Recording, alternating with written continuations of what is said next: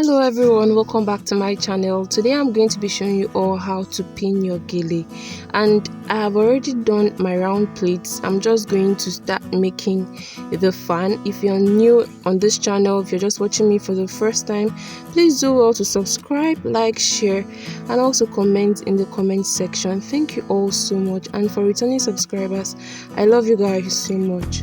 So I'm just going to start making fan at this point.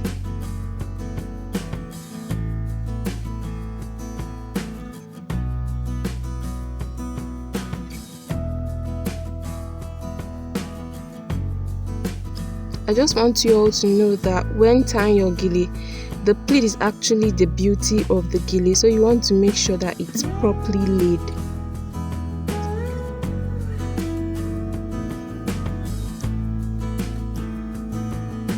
So guys, there are two types of pins that I use.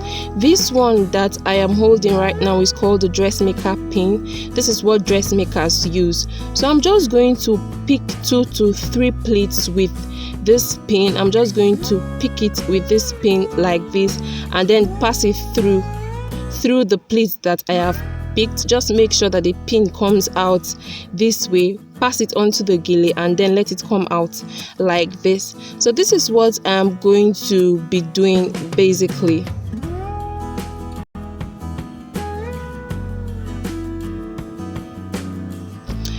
I'm going to show you guys the second pin that I use, but I hardly use that these days because I feel like this dressmaker pin is longer, and since most times I tie gele on myself, it's more efficient.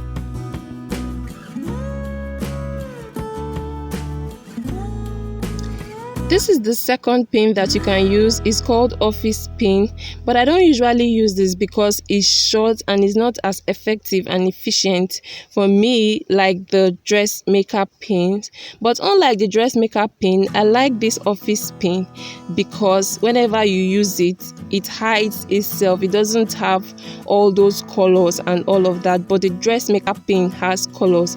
But just in case you want to also use the dressmaker pin, like as I'm using this green gele right now, you can pick a color that has green on it so that it doesn't actually show that you're using pins that much.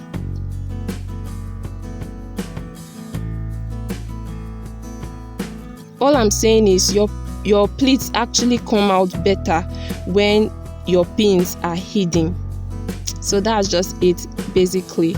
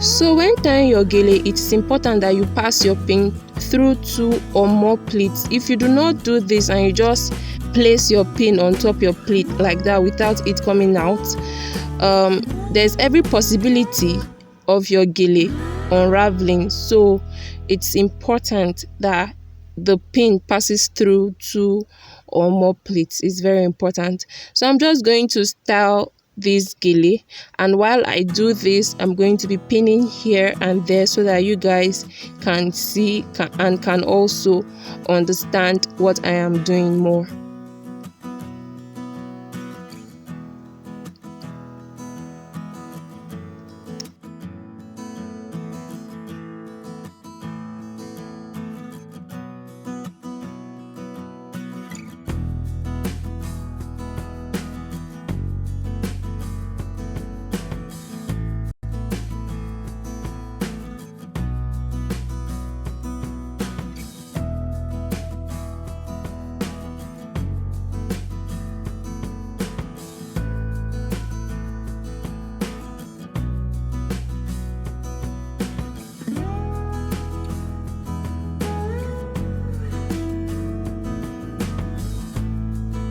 I'm going to show you all what the back of the gele should look like. You can actually just close the back of the gele or open it. I say that in most of my tutorials. Thank you guys so much for watching this video. If this video has been helpful to you, please give it a thumbs up, subscribe, like, share, and also comment in the comment section. I love it when you guys do that. If you've not turned on your notification button, please do that so that each time I post you get the notification and you'll be the first to know. This is actually the shorter hand of the gele, and I'm just going to take that to the back of the gele and pin it the same way I have been doing. Thank you all so much for watching this video. See you all in my next. Bye bye.